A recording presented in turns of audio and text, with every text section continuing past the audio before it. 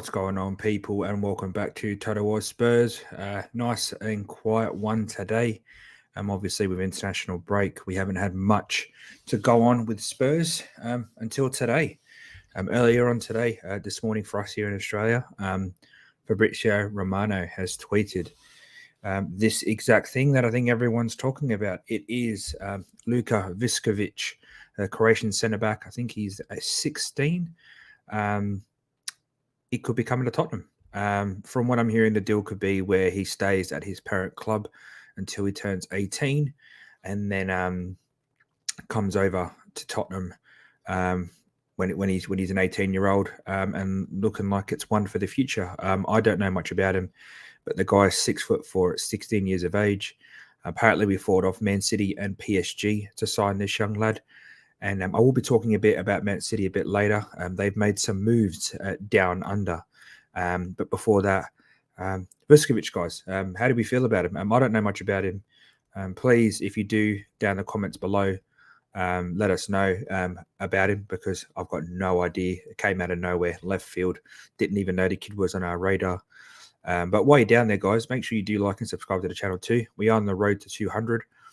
Picked up some subscribers from our show on the Hotspur Hood every Saturday at 10 p.m. AST or 1 p.m. GMT time, and we will be having our show before the game this weekend against Sheffield United. So please join us over there, and obviously jump back over to our channel if you have to give us a sub if you can. Look, it looks like we're kind of looking to the future under Postecoglou. You know, the likes of Phillips. We're looking like we're going to maybe utilize Dorrington.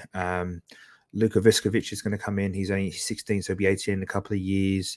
Looks like Devine. We're giving minutes to Devine, Scarlett to bolster the team. I did say in our show that Ange is kind of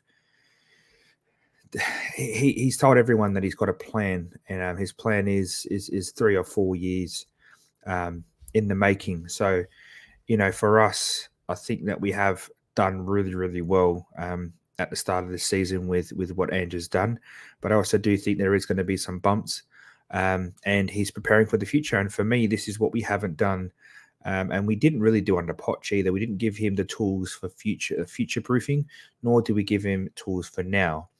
Now, I'm seeing a lot of debates about whether we should have bought a young centre back like him, like Vuskovic, or if we should have gone for a team centre back now, which I'm more leaning towards getting a centre back in to support. The likes of Romero, I think, has officially been announced out for the United game, Sheffield United game, that is. So that's, for me, that would have been a really good indicator if we had a good backup. But I think Ange is going to be playing Phillips or Royal and Davies, as we discussed on the show. So I'm not too stressed, but I think getting a centre back for now was more of a priority. But I'm not adverse to admitting that we have to look towards our future too, right? Our academy hasn't developed that many players that we can really go on to say have done really, really well for the team. You can probably put Harry Winks and Harry Kane in there. Jaffa Tanganga kind of broke through and then fell off. Harvey White didn't reach the heights that the club had for him. Neither did Troy Parrott. Scarlett and Devine are our next two that maybe, just maybe. I mean, we did pull Devine when he was around 16 or 17 from a different club. So it's, for me, it's good that we're solidifying the future. I wish we did solidify the now as well. But it's also, I don't think people realize, but in Australia, there's a lot of Eastern European ethnicities. There's a lot of Greeks, a lot of Maltese, and a lot of Croatian. This move for me may have some more ulterior motive. I might be reaching.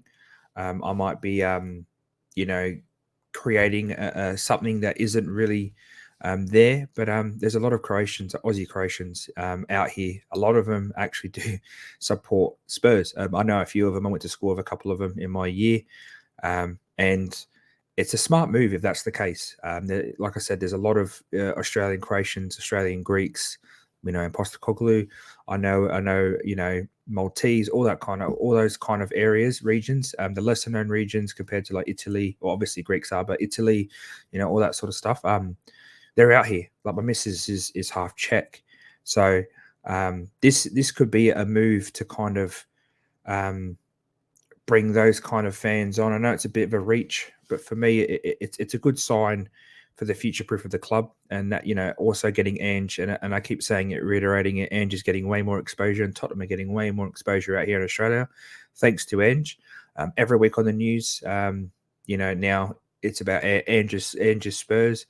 I know personally a few people that have already been converted that don't watch football and have now started to because of Postecoglou.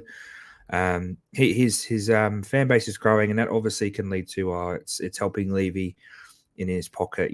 More fans means more merchandise. But I can tell you now, the Aussies out here, they demand winning ways. I don't know if anybody follows the rugby league out here, but it's people aren't oblivious to going for the managers, for the owners. They will go for them if they have to. They will out coaches publicly. Even pundits will out coaches publicly in the NRL world.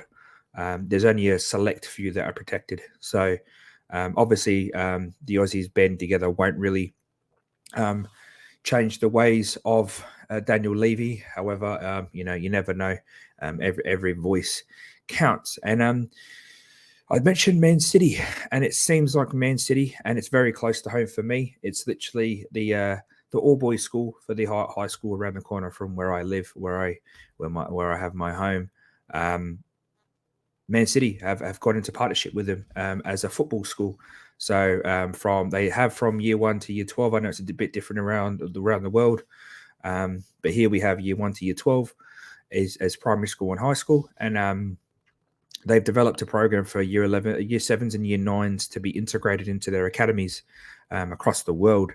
And for me, this is why Man City will be a club that will last. Their dominance will last, because I know Tottenham have a small academy out here in Australia. It's about an hour south of Sydney in Wollongong, but it's a very it's basically just you have to kind of pay to go and be trained by coaches from the club. But here, they're actually going into a school. It is a private school, an all boys school, but that they're going in there and they're going to be finding the next Aussie talents. And you like your Harry Kills, your Mark Vidukas, Timmy Cahills, Brett Emertons, those kind of players, Mark Schwarzer. They're going to find them out here. There's plenty of players out here that don't have the Australian division doesn't have a very good system in promoting youth and getting youth into upper leagues and around the world. Slowly they are doing it, and this is just another thing. City already own a team in Melbourne, Melbourne City. They do really well. They brought some really good franchise players over the past couple of years, but it's a bit close for home for me. I drive past every day and I see a massive Man City sign outside the school. So I wanted to touch on that because it's something that maybe I feel like Tottenham might do. In the future, might with Ange being the manager, and if Ange does do well and they try and tap into that Australian market, there is some talented kids out here. I tell you, my nephew was in Juventus Academy that's out here, and the Villarreal Academy is also out here, and some of the kids are just ballers. You can tell that they're made for this game. So the reason why I brought the City thing up was because I really wanted to show that their reach isn't just in Manchester. It's getting all over the world, and I think they're doing it in America too. They're going to start putting their academies around the world and getting the best of the best from each country, and I think we need to do that also, especially with Ange's pool, like I said before, and the way he's being promoted out here in Australia. It makes sense to utilize that, especially if he stays for a couple of years. Utilize the Aussie connection, because I can tell you now the way the Australians are loving Ange. They love Ange anyway, but the way they're loving the fact that he's in the Premier League, first Australian manager in the Premier League, and a demeanour and the manner and when he's done it. They love an underdog story out here, and he's smashing it. Even though it's only early in the season in terms of popularity, he's smashing it out here. So I'm hoping Tottenham follow what City have done, utilise the talent that is out here. It's a small country in terms of population compared to size, but there's plenty of talented kids out here, and you know, if they can pull 1 or 2 Mark Vidukas or Timmy or Harry Kills or Timmy Cahills, Tottenham will be better for it. But it's just a short video, guys, and we will be back this week with our regular content. Got the show on Saturday with our live watch along straight after that. And, you know, week and a half until we start our FIFA content as well. EAFC is coming out. Us boys here at TotalOzSpurs and our friends are going to be doing some FIFA content, streaming on YouTube, and we're deciding whether it's Twitch or Kick. More than welcome to have you guys join us along in our games. Jump in, join the TotalOzSpurs FC. That will be our team name. But yeah, guys, take it easy. Hopefully this young kid Luka Vuskovic can really hit the ground running when he comes in a couple of seasons.